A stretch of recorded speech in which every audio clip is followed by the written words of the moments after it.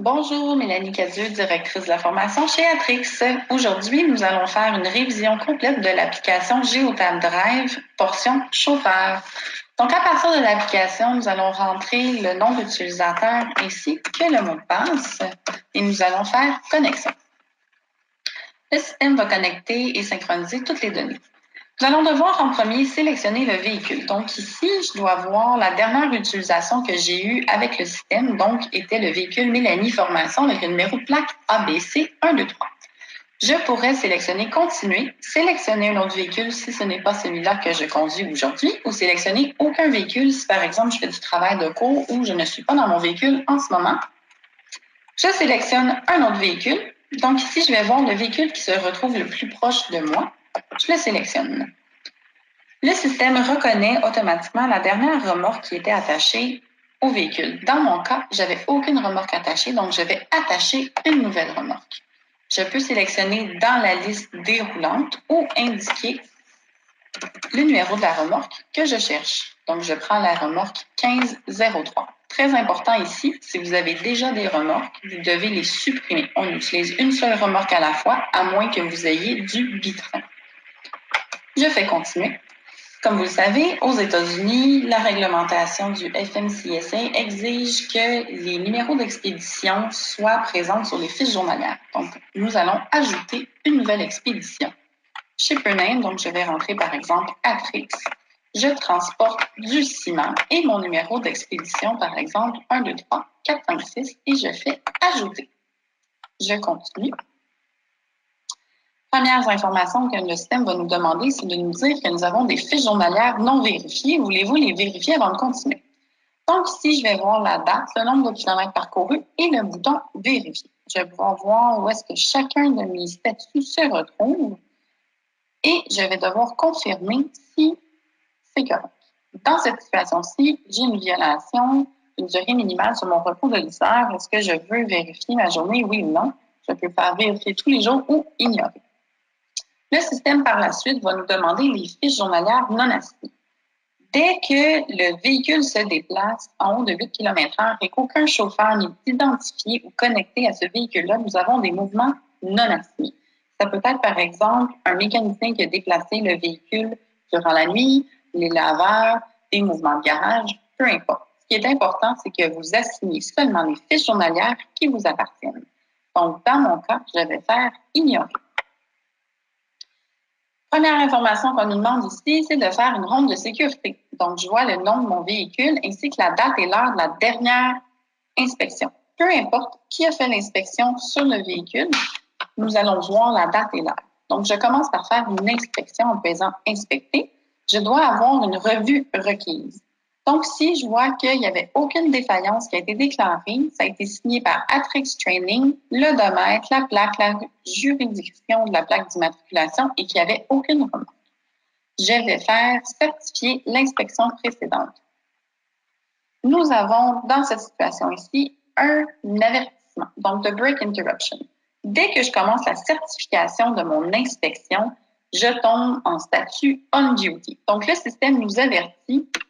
Le minimum break time is 30 minutes. Inquiétez-vous pas, la version francophone va être bientôt corrigée. Donc, je dois prendre un minimum de 30 minutes pour que ma pause soit bien calculée. Est-ce que je suis certain de vouloir changer mon statut? Dans mon cas, je vais faire oui. Mon état de service est passé à 2 services. Donc, je viens de commencer ma journée, je tombe en on duty. Très important, la durée d'une inspection d'un camion et d'une remorque pour convenir aux exigences de la SAAQ est de 15 minutes. Donc, je viens de commencer on duty, il est midi 21.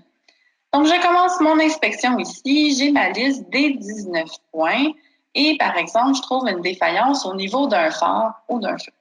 Donc, je sélectionne le point et mes mineurs et mes majeurs apparaissent sous le point. Je sélectionne la mineure à déclarer et je descends jusqu'en bas.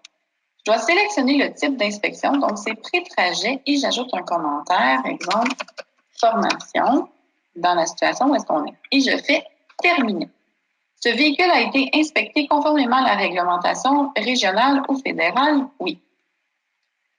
Deuxième inspection, donc je dois inspecter maintenant ma remorque. Donc, je vais pouvoir commencer mon inspection ici. J'ai les points qui sont seulement attribuables à ma remorque.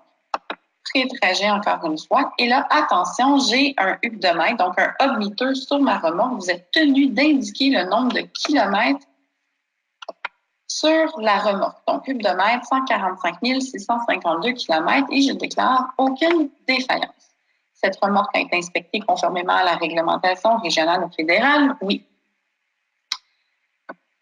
Dans mon système, si j'ai une violation qui est potentiellement imminente, donc ça me dit ici, j'ai aucune heure de disponible sur mon 14 heures, 16 heures, 70 heures, 13 heures. Je vais donc devoir faire valider et je vais aller voir ce qui se passe au niveau de mes heures de service.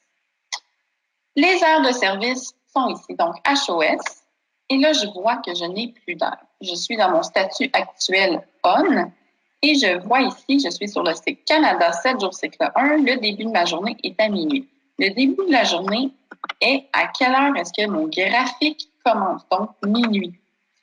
Conduite restante 0, service restant, donc mon 14 heures 0, journée de travail restante, mon 16 heures 0, mon cycle restant, je n'ai plus d'heures. Ici, le système me propose le repos requis, donc la petite tasse de café qui indique la pause et le repos requis sur mon 10 heures. Pour que nous puissions utiliser 16 heures dans une journée de travail, vous devez prendre 2 heures de repos pour extensionner votre 14 heures en 16 heures. Pour être conforme à la réglementation du CIC Canada, les pauses peuvent être prises en minimum 4 périodes de 30 minutes. Donc, toute pause durant moins de 30 minutes ne seront pas comptabilisées vers le 2 heures de repos minimum. Repos requis, donc, est 10 heures. Vous savez autant que moi que dans une période de 24 heures, donc de minuit à minuit, vous devez totaliser 10 heures de repos. Je dois aller voir qu'est-ce qui se passe pour pouvoir faire une correction. Dans la portion graphique, ici, j'ai des flèches. Je vais pouvoir accéder, par exemple, le 10 avril, je vois tous mes changements de statut. Je vois en vert ce qui a été vérifié, en gris ce qui n'est pas vérifié, en jaune ce qui a été modifié, et en rouge mes violations. Donc, je vois que je suis en violation. Je vais retourner voir ma journée précédente. Et ce que je vois ici est que je n'ai pas de période de repos. Ma journée du 8 avril, je vois mon statut off-duty. Je vois que j'ai pris 7h47 minutes de off, aucun sleep. J'ai conduit 1h55 et j'ai 14h18 minutes de on-duty. Donc, je n'ai pas complété ma période de repos minimum de 10 heures. La même situation ici au niveau du 9 avril. Vous, en tant que chauffeur, vous êtes la seule personne qui est responsable de faire des modifications. Il y a 2 façons de le faire de façon très simple. À partir du graphique, je vais appuyer sur le statut que je vais changer. Donc, par exemple, je veux prendre mon on-duty. J'appuie dessus et je prends le petit crayon. Donc, sur mon crayon ici, je vais sélectionner le nouveau statut. Donc, par exemple, moi, j'étais en off. Le système me dit, je dois créer un nouveau rapport d'activité. Donc, ça, c'est quelque chose qui est nouveau depuis mai 2018. Selon la FMCSA, on ne peut plus changer un on qui a été fait automatique. Donc, est-ce que je veux créer un nouveau rapport des changements d'activité avec vos changements? Je fais oui. Dans la portion journaux, je vais pouvoir voir ici mon on qui a été changé en off avec une note automatique qui nous dit que le système, on a fait le changement. Si je retourne dans mon graphique, à la veille, mon on a été monté en off. Donc, ça, c'est la première façon de faire votre changement. La deuxième façon est dans la portion journaux. Donc, par exemple, ici, j'ai un on-duty de ma journée précédente. Je vais appuyer dessus. C'est celui-là ici. Je vois la durée de 15 heures et 2 minutes. Je peux voir l'adresse et ici, je pourrais marquer « Oublie ». Comme que vous pouvez voir maintenant, nous avons des annotations qui sont préfaites. Donc, changement, déconnexion, peu importe. Moi, dans mon cas ici, ça a été un changement de statut oublié. Et je vais pouvoir le mettre ici avec mon petit crayon en off et oui. Donc, dans mon graphique, ici, mon on est tombé en off. Mes violations ont disparu. Ici, je retourne dans la portion statut. Mes heures sont maintenant revenues. Je n'ai plus de repos requis à prendre, donc c'est correct. Et ici, Je vois encore, par contre, repos requis au niveau de ma 10 heures, 2 heures et 8 minutes. Je vous explique. Dans la portion graphique, ici, entre minuit et minuit, j'ai totalisé 8 heures et 8 minutes de pause. Pour totaliser 10 heures, il me manque 2 heures et 8 minutes. Je peux conduire 9h42, mon service restant, mon total de mon cycle, mon 16 heures, tout est là.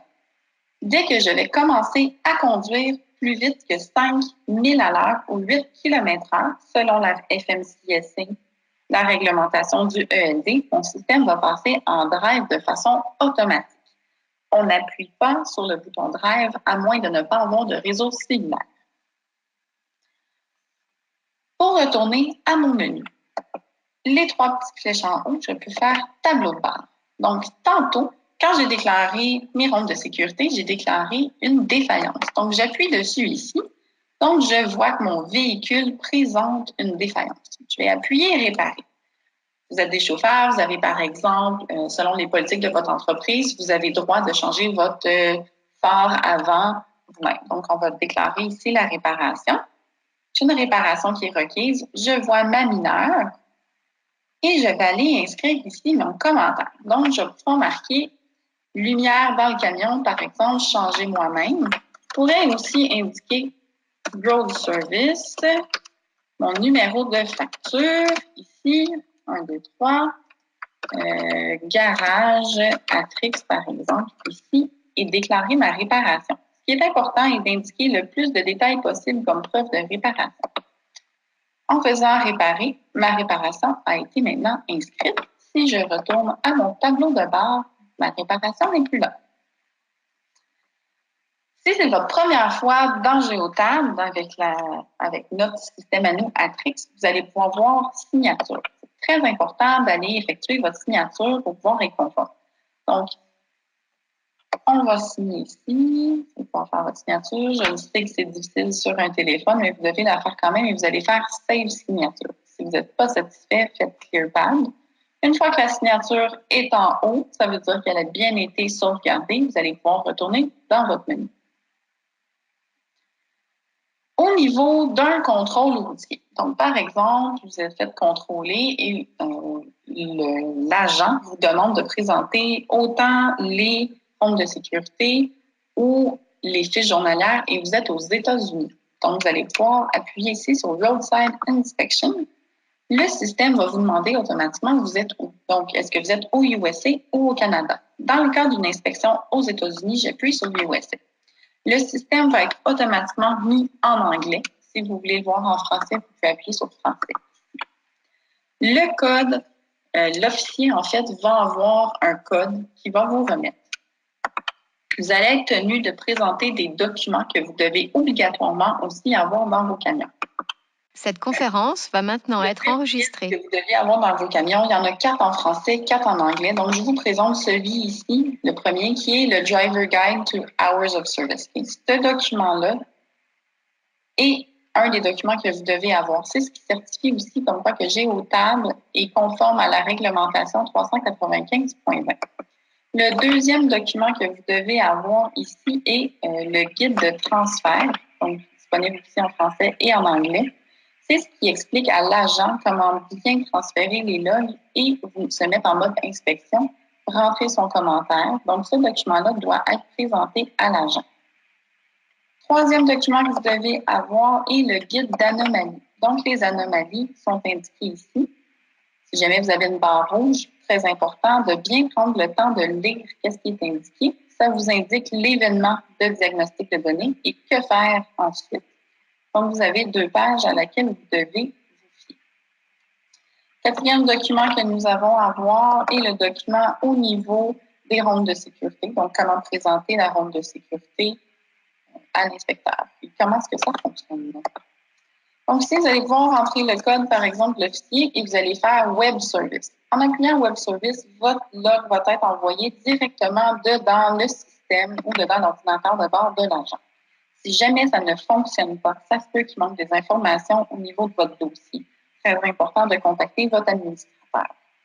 Dans le cas où vous faites arrêter ou contrôler dans un endroit où est-ce que vous n'avez pas de réseau, vous allez pouvoir aller dans HOS et procéder à Compliant Print. Donc, ceci est toujours disponible avec ou sans réseau. Vous allez retrouver toutes les informations qui est importante. Vous voyez l'heure, le type de statut, la localisation, l'origine, les annotations et les numéros de séquence qui sont exigés par le FMCSA.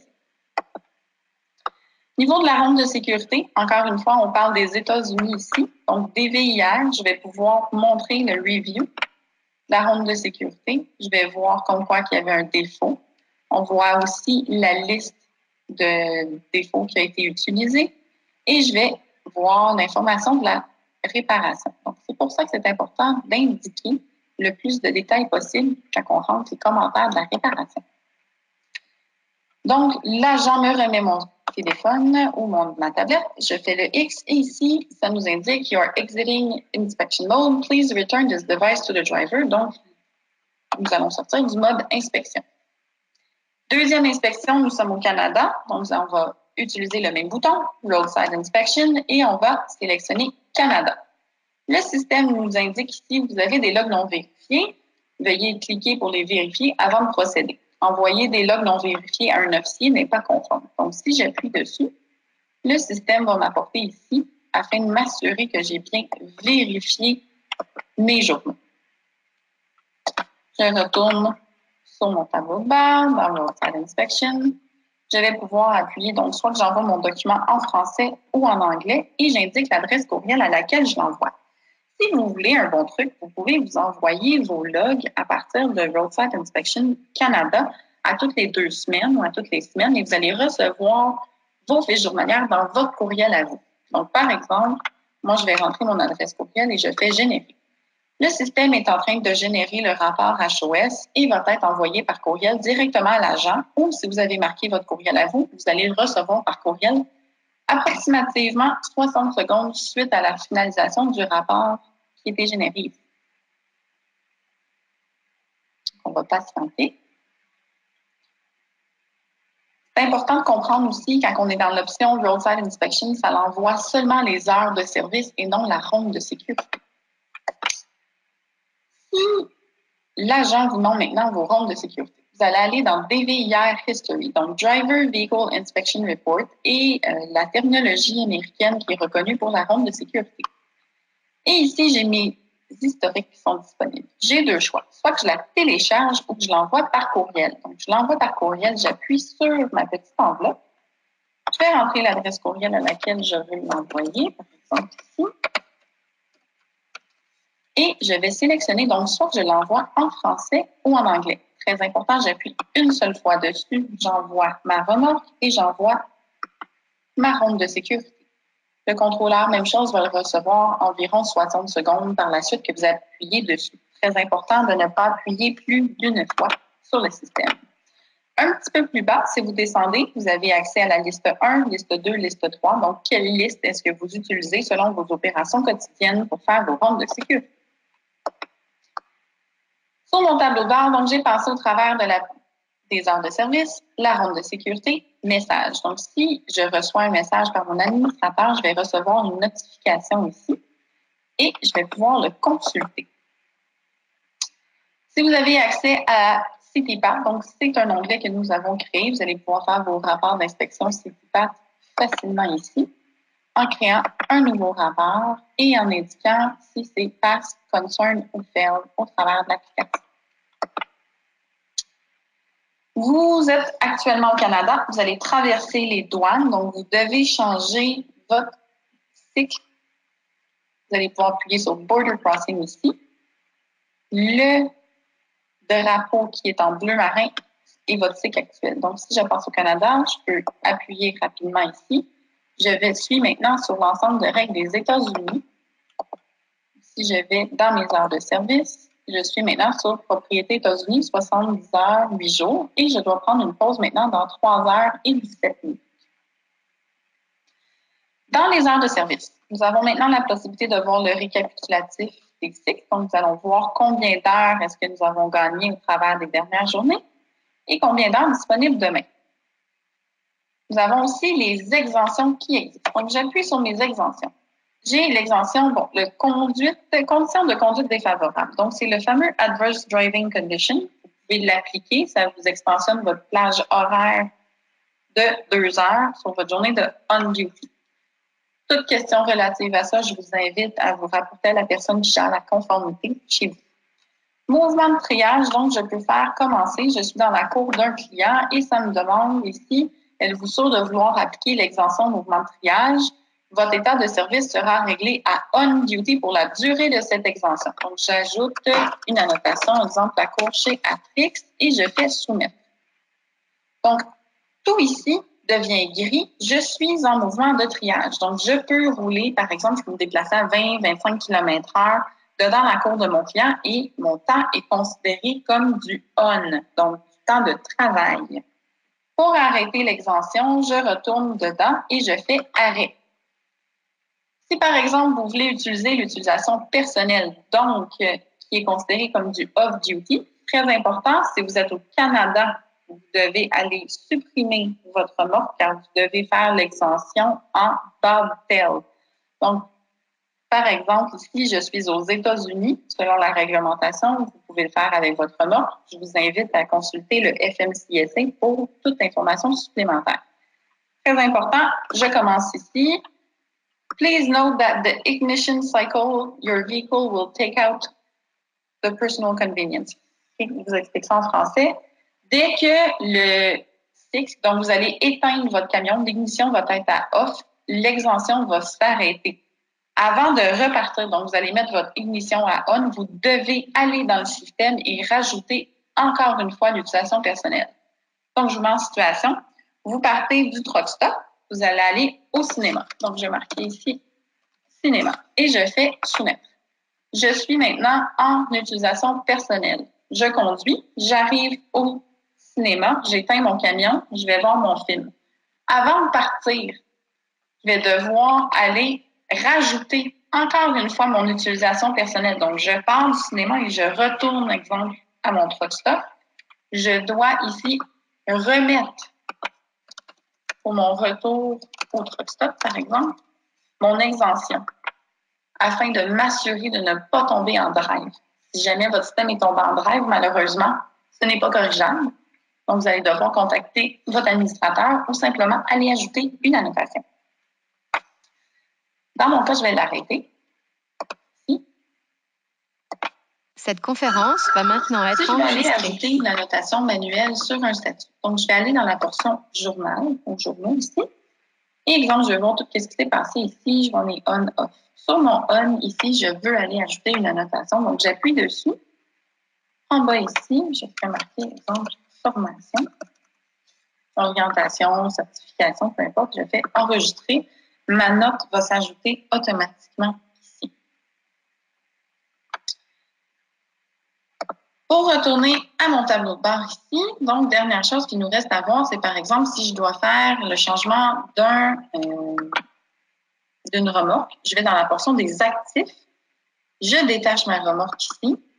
Donc, vous êtes sur le point de dissocier le nom de la remorque. Voulez-vous faire une inspection? Donc, très important, si vous appuyez sur « Inspecter », vous devez avoir une durée logique pour être conforme pour faire l'inspection. Donc, bien attention, c'est une erreur qui est très commune. Donc, soit que je fais inspecter ou je fais ignorer. Dans mon cas, je vais faire ignorer. Je veux désassocier, bien sûr, mes numéros d'expédition. Je n'ai plus de remorque. Et je retourne ici sur mon tableau de bord. Je veux rajouter une nouvelle remorque. Si je suis dans mes actifs, je peux attacher ma nouvelle remorque, par exemple, à 1201. Le système va maintenant automatiquement me demander de refaire une remorque, pas une remorque, excusez-moi, une nouvelle inspection sur ma remorque. Donc, je la fais ici, pré-trajet, encore une fois, j'ai aucune défaillance, le tout va bien. Mon état de service est passé à on. Mon inspection est maintenant complète. Donc, sur mon tableau de bord, je suis rendue à la fin de ma journée, je veux me déconnecter. Donc, très important, il y a plusieurs étapes à faire pour la déconnexion. Donc, j'appuie sur le petit bonhomme en haut ou mon nom et je vais faire déconnexion. Quand je fais une déconnexion, j'ai plusieurs étapes à suivre. Donc, la première, ça me demande est-ce que je veux dissocier ma remorque. Dans ma situation, non, je ne veux pas. J'ai les fiches journalières non vérifiées. Est-ce que je veux les vérifier avant de partir? Donc, oui, je veux m'assurer de bien fermer ma journée. Donc, j'accepte ici. Je veux m'assurer que toutes mes journées sont bien vérifiées. J'en avais beaucoup à vérifier, bien sûr. Et votre statut indique actuellement on. Choisissez un nouveau statut. Donc, je veux me mettre à pas de service, donc je veux fermer mon log à off. Je veux m'assurer que la prochaine fois que je commence ma journée, j'ai des heures.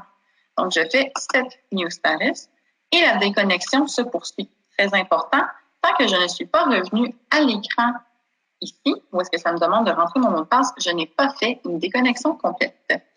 Donc, sur ce, je vous invite à suivre notre page Facebook, Atrix, de nous suivre sur les réseaux sociaux. Au niveau de notre chaîne YouTube aussi, vous allez pouvoir trouver d'autres vidéos informatives au niveau de Géotab Drive. Assurez-vous de contacter votre administrateur pour avoir les 8 documents dans vos camions et que toutes vos informations, votre permis de conduire, les numéros de plaque d'immatriculation sont bien rentrés dans le système. Merci beaucoup et passez une excellente journée.